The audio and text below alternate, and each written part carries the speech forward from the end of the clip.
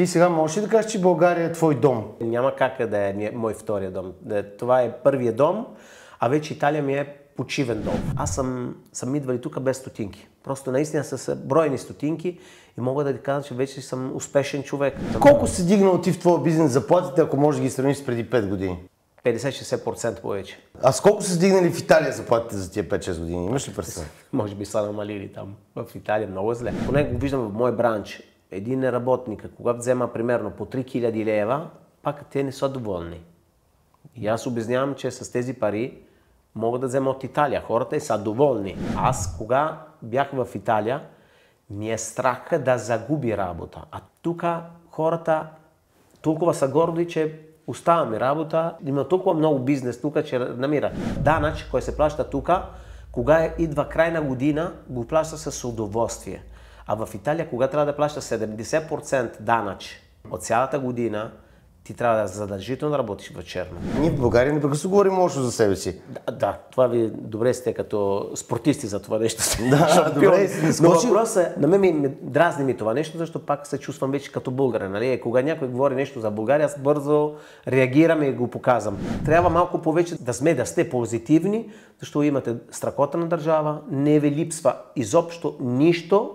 Ще се жениш скоро? Скоро се женя, след 20 години. След толкова много години.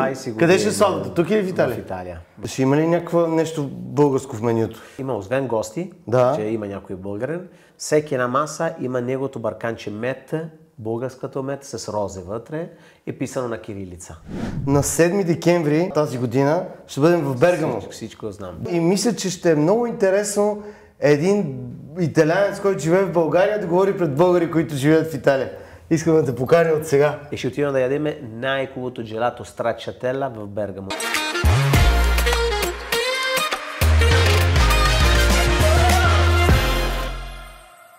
Добър ден, добре дошъл. Здрасти. Казвам на Лео Дянки, всички го познавате.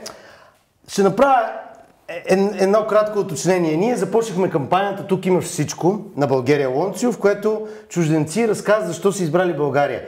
Каквито и разпалени обяснения обаче да има в реклама на България от чужденци, аз не съм виждал човек, който така разпалено да обяснява колко обича нашата страна, колкото теб. Ние самите българи като че ли не оценяваме така, както ти. На какво се дължи любовта ти към България? Първо всичко, аз много често се срещам с чужденци, които много години живели тук и почти всички сме в едно мнение, Андрей.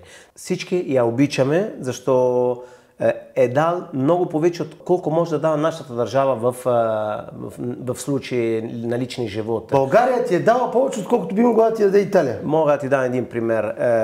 Тук при мои случаи, примерно Лучия, кога искали да идваме тук, искаме да дойдем тук, тя беше на 23 години, много млада.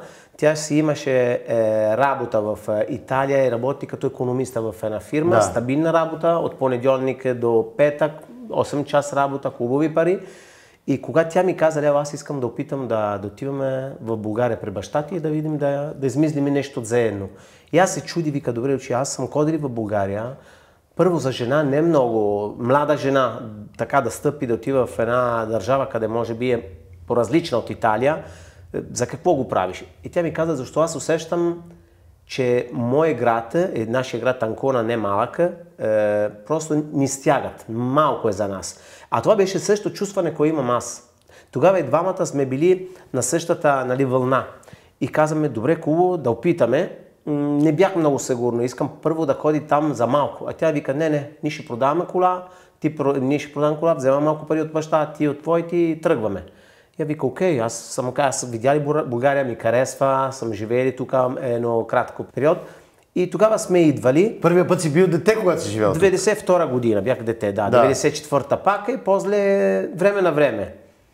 Но 2005 година правим тази голяма стъпка и просто, аз 31 година, тя е на 23, много млади. Опитаме, беше много трудно, сме продали всичко просто за да продължавам да работим и тук. Обаче с тези малко пари, ето го, идва точно тази точка, къде казвам, че България ми дава нещо, което България не може, Италия не може. Той с малко пари, с цената горе-долу на една кола, ние опитаме да отворим заведение. Със същите пари в Италия ти можеш само да правиш документи за да отвориш да отвориш ресторант. Разбираш кой иска да кажа? Да. Тогава, говорим преди 20 години, един човек може да се импровизира, да стане ресторантьор, да стане готвач, защо още няма така млади хората, които идват в България. Тогава помня, че кой идвали от България чужденци са били тези, които са имали проблеми с закони в Италия, които са избягали, малко по такива наречени бандити. Да. Сега нещата са супер много променили. Сега млади хора да ги виждам в България. Много се радвам даже, че има такива хората, които опита да идва в България. Към да учи, към да работи. Но за нас беше, може би, точно късметлив период за нас, защото ние тогава наистина бяхме импровизирали. Беше наистина трудно. Аз благодаря тогава на реалити шоу Big Brother, koji са ми поканили продуценти. Оттам стана известен, оттам върви ми всичко на добро.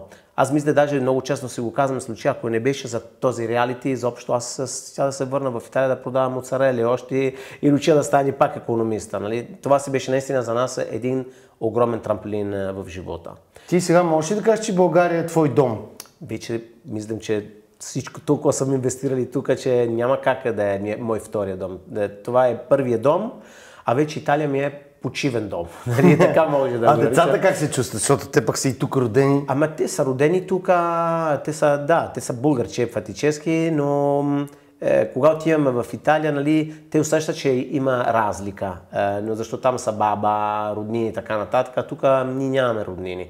Но в случай мога да ти гарантирам, че децата, може би от училище, къде учат и така нататък, са възпитани по-добро, отколко децата в Италия. Това ми е много интересно. Видях, че си го казвал на някакви места. Наистина смяташ, че децата тук са възпитавани по-добре? Това много странно ще прозвучи за българите. Андре, много сме виновни ние роднини. Една генерация, кой момент е в Италия, не дава така инструкция, не дава така как мога да наричам, възпитание на децата.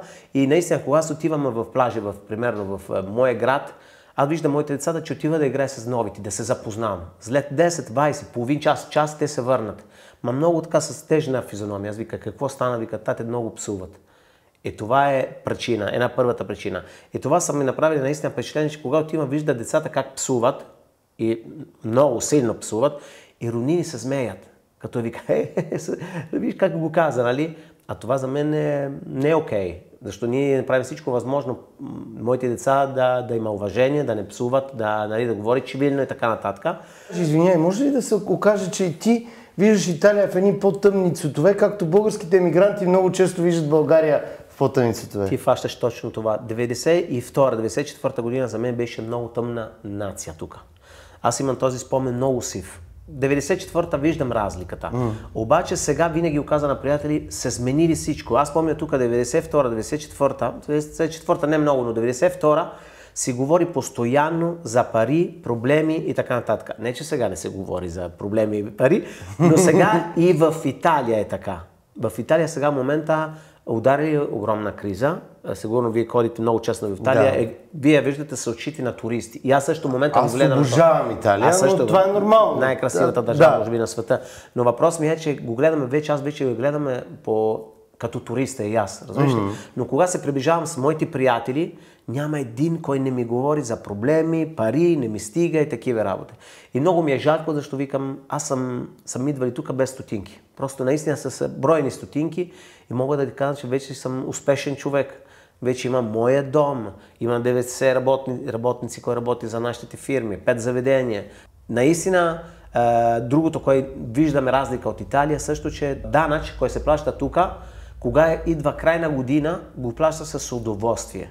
А в Италия, кога трябва да плаща 70% данъч от цялата година, ти трябва да задължително да работиш вечерно. А тук няма как да работиш вечерно. Защо няма смисъл. Добре, данъците са едно нещо. Кои са другите неща, които правят по-добра средата според теб за бизнес или за живот? В България? Да. Сега, има къде се куца. Нали? Това, да казваме хубави неща обаче. Ако говорим само хубави неща, ще изглежда нереално. Но просто ние сме такива българите. Мисля, че италианците са такива. Аз съм се шокирал, извинявай. Шокирал съм се точно от разговори, които са, защото аз пред теб ме е срам да говоря, но аз говоря италиански лошо, но разбирам всичко и говоря лошо. И съм си говорил с хора, като седна някъде да пия вино в Италия. И особено с шофьори на такси. И те започват да ми говорят. Корупция. Ужасна държава. Няма бъдеще. Зле заплатят. И слушам какво говорят италианци за Италия и първото, което си помислям, те говорят същите неща за родината си, каквито ние говорим за нашата. Да. Разликата е пак в пари. Защо? Не искам да кажа, че корупция е добро. Но тук, в моя бранш, примерно, моята работа, съм видяли понякога, че ако имам някой проверка, те не са толкова строги, като при нас в Италия. При нас влиза Риокос или какво влиза да се прави проверки, те не простават. Ако, примерно, виждат една деска не чиста, 3000 евро глоба. Там кладионника не е на градуси, трябва да бъде 3 градуса, той е на 6 градуса, още 5000. Тук дават и възможността да живеят, идват, правят проверка, има проблеми, ти го показа, виж, други път да го правиш. Сега, да почерпим една пица, едно ястие, с голямо удоволствие, това не е корупция, ти си ми помагал. Аз на мен нищо, аз мога да почерпя на един приятел, като мога да го почерпя на тези хора.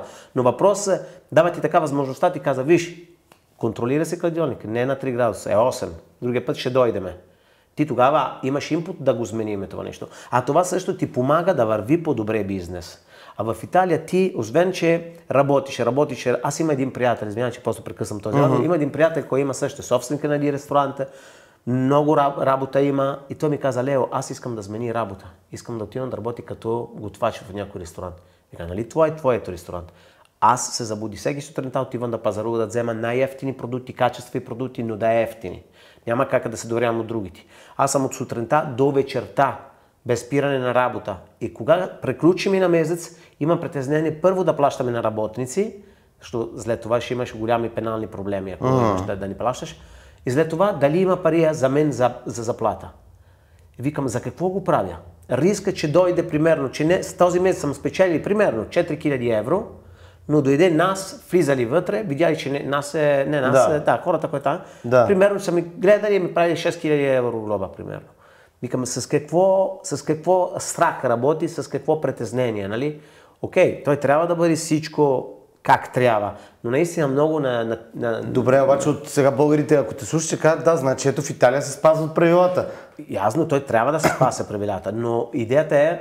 Принципно, вие не сте, италианците имам предвид, не сте най-големите царе на спазването на правилата, като българите. Повече отиваш на южно, по-малко. Виж друго, когато някой човек отива в Италия и иска да ходи в Италия, казвате, аз ви съветвам да отивате в Сицилия, Наполи, къде още виждате истинската Италия. Ако отиваш в Северна Италия, всичко е точно. Ако искате да видите хората да те готви на улица в Сицилия, конското мезо, примерно, може да е конското, какво да е, къде вече е забранено на целия Италия, там още може да го видите. Там няма правила.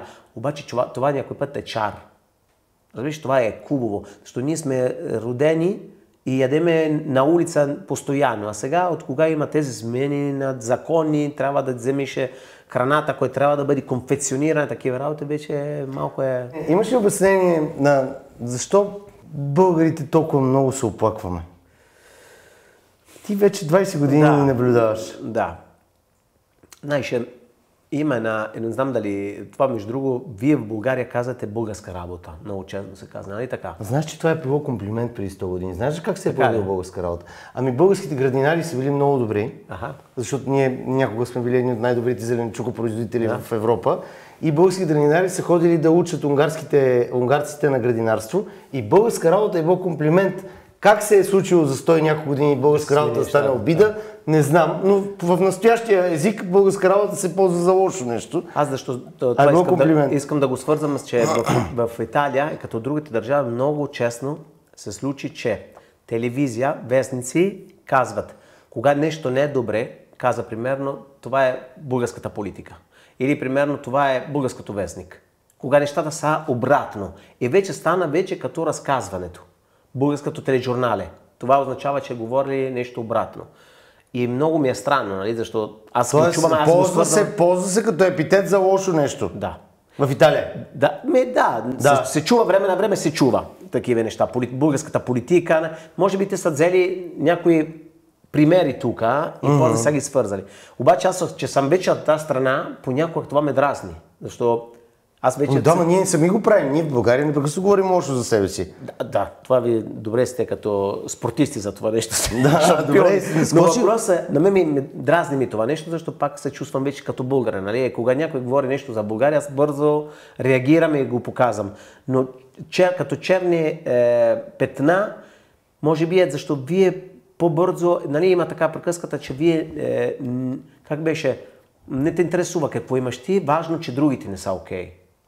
Нали, това има нещо такова. Има да. Това показва, нали, че трябва малко повече да сте позитивни, защото имате страхота на държава, не ви липсва изобщо нищо и викаме просто наистина още живее в добро. За мен това си е. Но явно от кога влиза на тази демокрация, хората вече почва малко да се разпредели, нали, виждат другите държави, може би... Ти усещал ли си лошо отношение само заради това, че си чужденец някога? Начално виждам, че повече приятелството ми беше повече материално. Не човека да ме обичат, защо съм приятел, нали. Излизаме, защо Лео идва с нас, после плаща сметка. Примерно, нали, го виждам това нещо. Но аз тогава, на мен беше повече да имам приятели и искам, нали, да се случи това нещо. А вече аз мисля, че съм като един всеки необикновен българин. По принцип съм в ресторант постоянно, хората, аз се приближава всеки божи ден с обикновена хората, клиенти, така че никой не ме направи. Да, окей, те те гледат с другите очи, наистина, нали, защото пак знае за тебе почти всички, това много ти е приятно. Но сега не го виждам този завис, може да наричаме така, нали, като дума. Ако трябва да избереш 3 неща, които би променил в България, за да ти харесва още повече, какво би променил? Първо ми се иска много да смени менталитета на тези хората, които постоянно сменят работа. Те сменят работа като всеки боже. Аз давам ти един пример, нали, има една такова, да не споменавам името, но в интернет има агенция, която ти намира работници, ти казваш търси готвачи, примерно, нали? И те ти спращат 10 CV, къде почва да ги гледаш. Той прави супермаркета касиер, таксажия, до вчера таксажия, вече и стана готвач. Гледна второ, също работи в фирмата за такива работи. Нито един, кой има... И те просто, окей, нали, може да мислиш, окей, те сигурно искат да научат, нали, да готви. Примерно го вземеш, научиш, след 2-3 месеца той вече е готово, за да смени работа, да отива на другото ресторант. И после, в рамки на някой месец, той се върна. Съжалява, че примерно отива на другото ресторант. Защото те явно за много малко смяна, примерно, ако примерно ти казвам, даваше X пари на ден, а те примерно давате 10 лева повече, те не интересува, че ти си дал винаги на същата заплата, на същия дата. Така, те просто сменяте. Тоест ти като работодател смяташ, че хората не са лоялни и не са... Да, това малко. Трябва да има повече лоялността. Тук нали ще има хората, които сигурно ще казват да, ма явно... Вие не плащате достатъчно добри заплати. Да, мога да ти гарантирам, че съм... Колко си дигнал ти в твоя бизнес заплатите, ако можеш да ги сравниш с преди 5 години? Мога да ти казвам, значи към 50-60% повече. Не ми е срам да го казвам. А с колко са стигнали в Италия заплатите за тия 5-6 години? Имаш ли представа? Може би са намалили там. В Италия много зле. Аз имам страшно притеснение, Андрей, да не влизате с евро. Това е едно от моите най-голямите притеснения, защото аз съм живели точно този период, но къде бяхме всички така ентузиазмирани, щастливи да се смени тези пари, нали, всички го искаме. Наведнъж виждаш как всичко е надолу. Как всичко се променили. Това беше преди 20 години. То не се сменили. Добре, искаш да кажеш, че нивото на разходите в Италия се е дигнало, а нивото на заплатите не се е дигнало. Разбира се, тук заплатите са все още по-малки в абсолютна стойност. Ако можеш да сравниш така на хората около теб стандарта в България и в Италия спрямо приходи и разходи, много ли е голяма разликата? България в момента е като Италия, кога имаше лири. Разбираш ли? Иска да кажа, че в момента България хората вземат същите пари, кога беше Италия с лири. И се живее много добре. Тоест ти искаш да кажеш, че в момента има някакви отношения, в които Италия се живее по-зле, отколкото в България? Примерно, преди с 1 милион лири, това означава 500 евро, човек живее с 500 евро. Сега са го увеличили, нали, отивали, примерно, да си взема 1000 евро, но няма как да живееш, защото всичко е двойно. С примерно, преди с 5 евро, човека излиза и може да отива да яде пица, бира и кафе.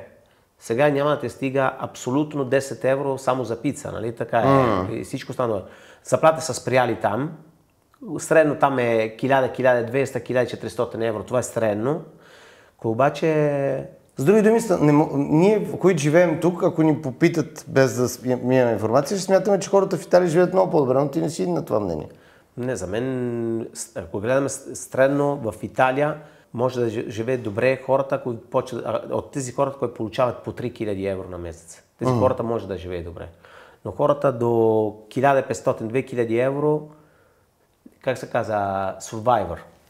Оцеляват. Да, оцеляват. Защото пак имаше, нали, говорим с хората, които имат семейство, нали? Не говоря сега за един човек, такова нещо. Поне го виждам в мой бранч. Един работник, когато взема примерно по 3000 лева, пак те не са доволни. И аз обяснявам, че с тези пари могат да взема от Италия. Хората са доволни. Защото тук... Можеш да си внесеш хора от Италия в България? Мислиш? Много италианци в момента идват тук. Идват? Много италианци идват тук. Защото ти кога давиш... Познаваш ли много от различни сфери италианци, които са дошли сега? Да, ги познавам. Повече моята сфера, но пак е извън на тази сфера.